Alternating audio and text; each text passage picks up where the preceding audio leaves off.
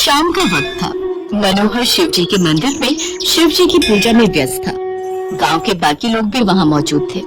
हे शिव शंभु, हम सब आपके भक्त हैं। तुम्हारे गांव का भला करना प्रभु, गांव में शांति बनाए रखना। लेकिन दूसरी ओर गांव के सबसे अमीर आदमी प्रेमचंद जी के बंगले में कुछ और ही प्लान चल रहा था। ये बात आपने बिल्कुल सही कही है गोवर्धन जी। हमें समय के साथ साथ आगे बढ़ना चाहिए, नहीं तो हम पीछे रह जाएंगे। मैं इसीलिए तो कह रहा हूँ, वो मंदिर वाली जगह मुझे बेच दीजिए। वहां मैं फैक्ट्री बनाऊंगा। इसमें आपका भी फायदा और मेरा भी फायदा। प्रेमचंद के घर में गोवर्धन नाम का एक बड़ा व्यापारी आया हुआ था। दोनों मिलकर बिजनेस की बातें कर रहे थे। इतने में गोवर्धन जी ने यह बात कह दी, जिसे सुनकर प्रेमचंद जी ने कहा, देखिए, मेरा कुछ खास ताल्लुक नहीं है उस मंदिर से। मैं तो अभी बेच दूं आपको, लेकिन गांव वाले नहीं मानेंगे। वो लोग हर शाम को मंदिर में पूजा करते हैं वहां। अरे, पैसों के आगे कौन नहीं झुकता प्रेमचंद जी। मैं सब कुछ संभाल लूंगा, आप चिंता मत कीजिए। प्रेमचंद ने वो जमीन बेचने का वादा कर दिया। उधर मनोहर और उसकी बीवी सावित्री 1 महीने बाद आने वाली शिवरात्रि का प्लान बना रहे थे। सुनो सावित्री, इस बार की शिवरात्रि बड़ी धूमधाम से मनाएंगे। हाँ, पूरा गांव मिलकर शिव जी का भजन गाएंगे, उसी से शिव जी प्रसन्न होंगे। मनोहर खेती बाड़ी करता था। गांव के ज्यादातर आदमी मनोहर की तरह खेती करते थे, लेकिन इस साल बारिश न होने की वजह से फसल नहीं उगी थी, इसीलिए सभी परेशान थे। सभी मनोहर से कहते हैं, अरे मनोहर भाई, क्या होगा हमारा? फसल ही नहीं उगेगी तो हम खाएंगे क्या? अब चिंता मत करो भाई, ऊपर से महादेव सब कुछ देख रहे हैं, वो सब कुछ ठीक कर देंगे। इस साल की शिवरात्रि हम धूमधाम से मनाएंगे। शिव जी के मंदिर को हम अच्छी तरह सजाएंगे। शिव जी हमसे जरूर प्रसन्न होंगे। लेकिन गरीब गांव वालों के दुख दर्द को प्रेमचंद और गोवर्धन जैसे लोग कहाँ समझ पाते हैं। अगले दिन सोमवार था। हर सोमवार गांव की औरतें शिव जी के लिए व्रत रखती थी और शाम को मंदिर में पूजा करने के बाद ही कुछ खाते थे। अगले दिन शाम को गांव की औरतें मंदिर की ओर जाने लगी। सावित्री भी सभी के साथ ही जाने लगी, लेकिन मंदिर के सामने आते ही वो लोग चौंक गए। हे भगवान, ये क्या हो रहा है? उन लोगों ने देखा कि मंदिर को चारों ओर से कांटे वाली तार से घेरा जा रहा है और पास ही में प्रेमचंद जी और गोवर्धन जी खड़े हैं। सावित्री ने प्रेमचंद जी से पूछा, ये सब क्या हो रहा है प्रेमचंद जी? क्या हो रहा है? तुझे दिख नहीं रहा है? मैंने ये जमीन बेच दी है। अब गोवर्धन जी ये मंदिर तोड़ के यहाँ फैक्ट्री बनाएंगे। तभी वहां मनोहर चला आया और उसने कहा, लेकिन इस मंदिर से हमारी आस्था जुड़ी हुई है। लेकिन ये जमीन मेरी है, ये मत भूलो। मैंने ही तुम लोगों के कहने पर यह मंदिर बनाया था। लेकिन अब ये मंदिर शिव जी का है, हम इसे नहीं तोड़ने देंगे। क्यों भाइयों? सभी चिल्लाने लगे, हाँ हाँ, नहीं तोड़ने देंगे। हाँ हाँ, नहीं तोड़ने देंगे, नहीं तोड़ने देंगे। चिल्लाते हुए सब लोग मंदिर को घेर कर खड़े हो गए। गोवर्धन जी ने प्रेमचंद जी से कहा, ऐसे तो तमाशे के अलावा कुछ नहीं होगा प्रेमचंद जी। अभी चलिए यहाँ से, मैं सब कुछ संभाल लूंगा। वो दोनों चले गए। गांव की औरतें मंदिर में गईं और शिव जी की पूजा करने के बाद फल खाकर व्रत तोड़ा। लेकिन मनोहर का मन अशांत हो गया। वो अपने ही मन में कहने लगा, ये लोग फिर से आएंगे, लेकिन हमें उन्हें रोकना होगा। उस रात मनोहर ने एक सपना देखा। उसके सपने में शिव जी आए हुए थे। शिव जी ने मनोहर से कहा, मनोहर, मैं तुमसे और गांव वालों से बहुत प्रसन्न हूँ। तुम लोगों को बस एक आखिरी परीक्षा देनी होगी। उस मंदिर में धूमधाम से शिवरात्रि मनानी होगी और उसके बाद ही तुम लोगों को मेरी कृपा मिलेगी। मनोहर की नींद टूट गई। उसकी आंखों से आंसू गिरने लगे। उसने हाथ जोड़ लिया, हे जी, आपने खुद मेरे सपनों में आकर मुझे आदेश दिया, भला मैं उसे कैसे टाल सकता हूँ? अब तो चाहे जान देनी पड़े, लेकिन उस मंदिर को मैं बचा कर ही रहूंगा। मनोहर के मन में अचानक से एक शक्ति आ गई। सुबह उसने सभी गांव वालों से उसके सपने के बारे में कहा। तभी एक आदमी ने कहा, अगर यह सच में हुआ तो बहुत अच्छी बात होगी। घर पे खाना खत्म होने को है। हाँ, मेरे घर में भी और 2 हफ्ते का खाना बचा है। उसके बाद शायद हमें भूखा ही रहना पड़ेगा। अब तो बारिश हो जाए, फसल उगेगी तो ही हम जिंदा रह पाएंगे भैया। गांव वालों की हालत बुरी से बदतर होती जा रही थी। तभी वहां गोवर्धन जी आए। अरे तुम यहाँ क्या कर रहे हो? इस गांव में तुम्हारे लिए कोई जगह नहीं है। अरे रुक जाओ है? मैं तो यहाँ तुम लोगों की भलाई के लिए ही आया हूँ। देखो तुम लोगों के पास खाना नहीं है। सही कहा ना मैंने? जेब में पैसे नहीं है। कैसे जिंदा रह पाओगे तुम लोग, बताओ? ये सुनकर सभी चुप हो गए। गोवर्धन जी ने कहा, मेरे पास इसका हल है। मैं तुम लोगों को पैसे देना चाहता हूँ। हर एक को मैं 20,000 रुपए दे दूंगा। बस तुम लोगों को ये मंदिर छोड़ देना होगा। ये सुनकर मनोहर ने चिल्लाकर कहा, कभी नहीं, हम भूखे मर जाएंगे लेकिन मंदिर कभी नहीं देंगे। अब तुम लोगों की मर्जी। मैं तो बस तुम्हारे भले के बारे में बात कर रहा था। हेलो, बहरेपन का संपूर्ण इलाज। क्या आपको और आपके परिवार में किसी को कम सुनाई देता है या बहरेपन की समस्या है तो आज ही लें कान की मशीन एवं होम्योपैथिक दवाई मात्र 1600 रुपए में। तो आज ही बुक करें व जीवन का आनंद लें। दवाई हर उम्र के लोगों के लिए। संपर्क करें 9300041604। हमारे चैनल को शेयर और लाइक करें। गोवर्धन जी चले गए। मनोहर और सावित्री ने सबको बहुत समझाया कि एक जाल है, लेकिन पैसों के बारे में सुनकर आधे गांव वालों की नीयत खराब हो गई। वो लोग रात को चुपके चुपके प्रेमचंद जी के घर गए। उनमें से एक का नाम था लक्ष्मण। उसने कहा, प्रेमचंद जी, हम सभी आपके साथ हैं, हमें बस पैसों से मतलब है। पास में ही गोवर्धन जी बैठे हुए थे। उन्होंने हंसते हुए कहा, देखा प्रेमचंद, कैसे एक खेल से आधे गांव वाले हमारी साइड आ गए। लेकिन वो मनोहर बड़ा सयाना है, वो आधे लोगों को लेकर भी बवाल खड़ा कर सकता है। अरे तुम उसकी फिक्र मत करो, वो बड़ा लीडर बनता है ना, उसके बारे में मैंने सोच के रखा है। शिवरात्रि के दिन ही उसे सबक मिल जाएगा और उसी दिन मैं मंदिर तोड़ के फैक्ट्री का काम शुरू करूंगा। उधर मनोहर और सावित्री को रात को खाली पेट सोना पड़ा और इसी तरह दिन बीते गए। खेती करने की जमीन सूखी पड़ने लगी। सावित्री ने मनोहर से कहा, घर में कुछ पैसे तो पड़े हैं, उससे हम खाना नहीं खरीद सकते क्या? नहीं सावित्री, वो शिवरात्रि के लिए है। उस दिन फूल खरीदना है, फल और दूध भी तो खरीदना है। कुछ दिन खाली पेट रह लेंगे तो कुछ नहीं होगा। लेकिन भूख के कारण एक एक करके सभी गांव वालों ने गोवर्धन और प्रेमचंद का साइड ले लिया।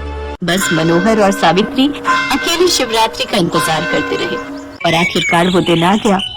सुबह सुबह मनोहर गांव वालों को बुलाने के लिए लोगों के घर घर गया, लेकिन सभी ने उसे मना कर दिया। नहीं मनोहर भाई, सबसे आगे जो है पेट है, खाली पेट जो है हम पूजा नहीं कर सकते, भैया माफ करो। अच्छा तो ये बात है, ठीक है, मैं खुद ही सब कुछ कर लूंगा। लेकिन धूमधाम से शिवरात्रि मनाने के लिए जितने पैसे चाहिए थे उतने पैसे मनोहर के पास नहीं थे। सावित्री के पास एक आखिरी सोने का हार था। उन दोनों ने वो हार बेच दिया। मनोहर ने सावित्री से कहा, पैसों से फूल खरीद के तुम मंदिर जाओ, मैं बाकी चीजें खरीद कर थोड़ी देर में आता हूँ। सावित्री फूल लेकर मंदिर की ओर जा ही रही थी। इतने में कुछ लोग एक गाड़ी में आए और सावित्री को उठा कर ले गए। सावित्री बहुत चिल्लाई, मगर कोई उसकी मदद करने के लिए आगे नहीं आया। उधर बाजार से सब कुछ खरीदने के बाद मनोहर मंदिर पहुंचा, लेकिन वो सावित्री को ढूंढ नहीं पाया। सावित्री कहाँ है? उसे तो यहीं पर आने के लिए कहा था। तभी गोवर्धन जी और प्रेमचंद जी वहाँ पर आए और गोवर्धन जी ने कहा, देखो भाई, सावित्री तुमको नहीं मिलेगी जब तक तुम इस कागज में दस्तखत नहीं कर देते, समझे? सावित्री को मेरे आदमियों ने अगवा कर लिया है। अगर तुम इस कागज में दस्तखत नहीं करोगे तो मैं तुम्हें भी कैदी बना लूंगा। मैं ये कभी नहीं करूंगा। ये शिव मंदिर हमारी आस्था है। मेरे जिंदा रहते हुए इस मंदिर में एक भी आंच नहीं आने दूंगा। मैं आज शिवलिंग पर दूध चढ़ाऊंगा, देखता हूँ कौन मुझे रोकता है। मनोहर के हाथ में दूध का पतीला था। वो शिवलिंग पर दूध डालने के लिए आगे बढ़ा, लेकिन तभी गोवर्धन जी के पालतू गुंडे वहां आए और मनोहर को पकड़ लिया। पूरा गांव तमाशा देखने के लिए वहां आ गया। छोड़ दो मुझे, छोड़ दो, मैं शिव जी का भक्त हूँ, तुम लोग ये सही नहीं कर रहे हो, छोड़ दो मुझे। मुंडे मनोहर से दूध का छोड़ दो पतीला मुझे, छीनने छोड़ लगे दो। और तभी पतीले से दूध शिवलिंग पर गिर गया। मनोहर की मनोकामना पूरी हुई और तभी वहाँ एक चमत्कार हो गया और शिवलिंग से स्वयं शिव जी बाहर आ गए। पापियों, तुम लोग मेरे भक्त के पीछे क्यों पड़े हो? शिव जी को देखकर सभी चौंक गए। सभी ने अपना हाथ जोड़ लिया। गांव के लोगों, तुम लोग एक पापी का साथ दे रहे हो, वो मेरा मंदिर तोड़ना चाहता है। क्षमा कीजिए महादेव, गलती हो गई। क्षमा कर दीजिए महादेव, क्षमा कर दीजिए, गलती हो गई। प्रेमचंद और गोवर्धन, तुम दोनों को पैसों के अलावा कुछ नहीं दिखता है। तुम दोनों पापी हो, इसलिए मैं तुम दोनों को सजा दूंगा। ये बोलकर शिव जी ने दोनों को भस्म कर दिया। उसके बाद शिव जी ने मनोहर को वरदान देना चाहा, लेकिन मनोहर ने कहा, हे महादेव, मुझे कुछ नहीं चाहिए। बारिश न होने की वजह से गांव में परेशान है, आप बस बारिश करवा दीजिए। वाह वत्स, तुम जैसा निस्वार्थ भक्त पाकर मैं प्रसन्न हूँ। शिव जी ने बारिश करवा दी। सावित्री मनोहर के पास वापस आ गई। गांव के लोगों ने मनोहर से माफी मांग ली। मंदिर नहीं टूटा।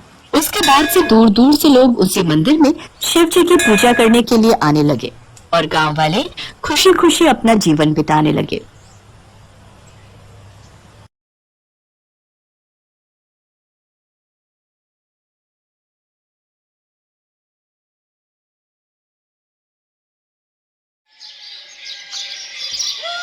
जय शिव शंकर चाचा जी।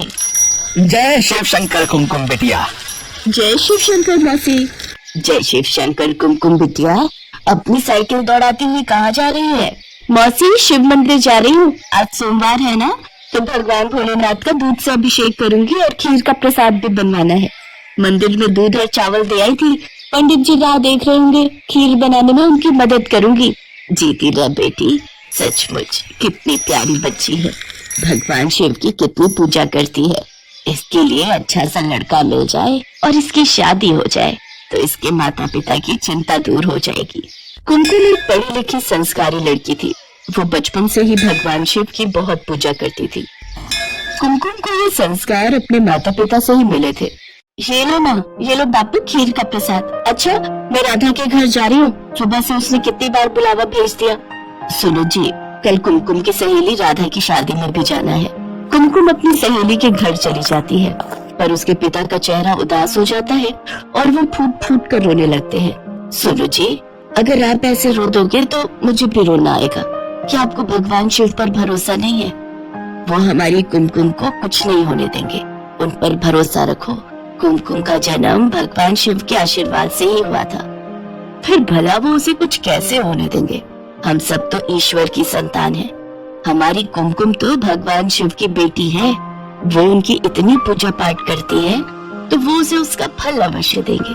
हमने बचपन से ही भगवान शिव के प्रति कुमकुम की आस्था को जगाए रखा है। हमारी बेटी अल्पायु नहीं, दीर्घायु है। पर सोमलता, पंडित जी के कहे अनुसार हमारी पुत्री की कुंडली में भारी संकट है, जिससे उसकी... बस और कुछ मत बोलो।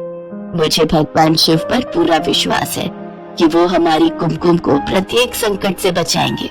20 वर्ष की आयु में कुमकुम के जीवन पर एक भारी संकट की आशंका थी।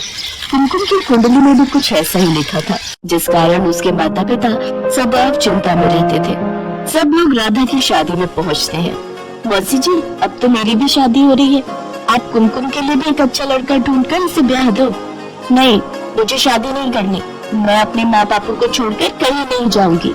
बेटियां तो पराई होती है कुमकुम, उन्हें अपने माता पिता का घर छोड़कर अपने ससुराल अपने राजकुमार के साथ जाना ही होता है। ठीक है, मेरे लिए कोई राजकुमार आएगा तो मैं चली जाऊंगी। ठीक?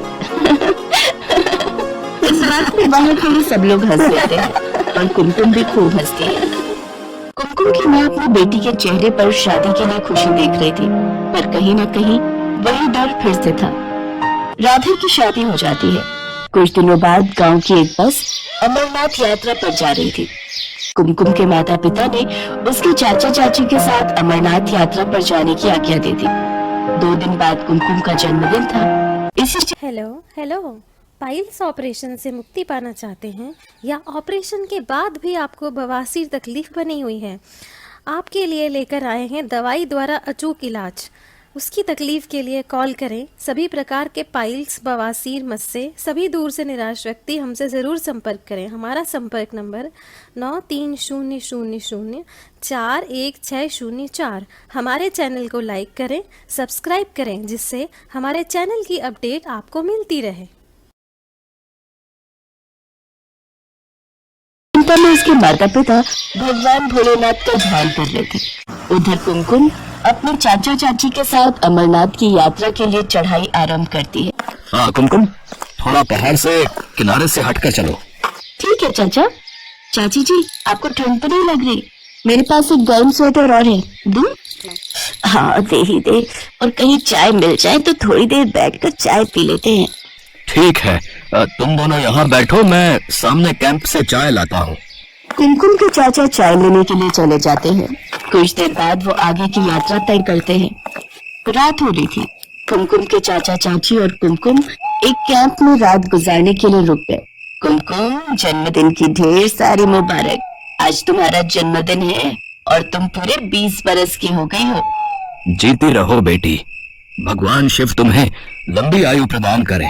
शुक्रिया चाचा जी, शुक्रिया चाची जी। चाचा जी, मैं थोड़ी देर आसपास घूम लूं?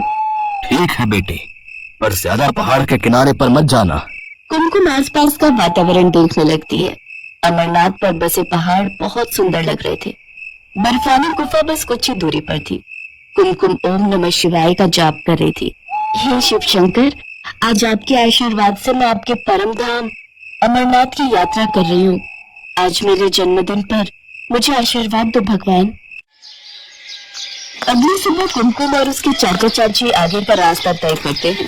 ऊंचे ऊंचे पहाड़, नदियां देखकर कुमकुम का मन बहुत खुश हो रहा था। कभी कुमकुम का पैर पहाड़ के किनारे से फिसल जाता है और वो चिल्लाती हुई नीचे खाई में गिर जाती है। उसके चाचा चाची का रो रो कर बुरा हाल था। अरे कोई मेरे बच्चे को बचाओ, हे भोलेनाथ, मैं भैया भाभी को क्या जवाब दूंगा। हे शिव शंभू, आज कुमकुम बिटिया का जन्मदिन है। भैया भाभी को जिस बात का डर था, अगर वो बात सत्य हो गई तो आप पर कौन विश्वास करेगा भगवान। कुमकुम तो आपकी बहुत पूजा करती है, आप पर बहुत विश्वास करती है। उसने अब इस दुनिया में देखा ही क्या है। भगवान उसे बचा लो, उसे कुछ नहीं होना चाहिए। मुझे इतनी खाई में गिरकर बचना मुश्किल है, अब तो भोलेनाथ ही कोई चमत्कार कर सकते हैं। सुरक्षा कर्मियों की टीम ढूंढ रही है, पर अभी तक लड़की का कुछ पता नहीं है। पुलिस भी आ गई है, लड़की को तलाश कर रही है। सब लोग कुमकुम को तलाश रहे थे, पर वो कहीं भी दिखाई नहीं दे रही थी। उधर कैलाश पर्वत पर माँ पार्वती भगवान शिव से बोली, प्रभु, कुमकुम आपकी बहुत भक्ति करती है, उसे जीवन दान दीजिए, उसकी रक्षा कीजिए। अपनी समाधि से उठिए, अपने नेत्र खोलिए प्रभु। आपकी पुत्री कुमकुम इस समय विपदा में है। वो आपके दर्शनों के लिए अमरनाथ यात्रा पर आई है, इसलिए उसके विश्वास को टूटने मत दीजिए। उठिए प्रभु, उठिए। देवी पार्वती के पुकारने पर भगवान शिव अपने नेत्र खोलते हैं। देवी पार्वती, आप तो जानती हैं, जो भी भक्त सच्चे हृदय से मेरी पूजा और भक्ति करते हैं, मैं उनके जीवन के सारे संकट दूर कर देता हूँ। जो भी भक्त मेरी शरण में आता है, उसे मैं कोई कष्ट नहीं होने देता। कुमकुम ने सदैव मेरी पूजा और भक्ति की है। मैं उसके जीवन पर आया संकट दूर करके आज उसे दीर्घायु प्रदान करता हूँ। कुछ देर बाद कुमकुम झाड़ियों के बीच बेहोश पड़ी दिखाई देती है। उसे जरा से भी खरोच नहीं आई थी। ये देखकर सब लोग हैरान रह जाते हैं। कुछ देर बाद कुमकुम को होश आते हैं। सब लोग इसे भगवान शिव का चमत्कार मानते हैं और ओम नमः शिवाय का गुणगान करते हैं। कुमकुम अपने चाचा चाची के साथ बाबा बर्फानी के दर्शन करती है और उनसे आशीर्वाद प्राप्त करके खुशी खुशी घर लौटती है। कुमकुम के माता पिता को भी सारी बात पता चलती है। वे भी भगवान शिव को धन्यवाद कहते हैं। भगवान शिव की उपासना और पूजा से आज कुमकुम को नया जीवन दान मिला था। सब लोग भगवान शिव को धन्यवाद कहते हैं। कुछ समय पश्चात एक बहुत ही संपन्न परिवार में कुमकुम का विवाह हो जाता है। आज भगवान शिव की कृपा से कुमकुम अपने जीवन में बहुत खुश थी।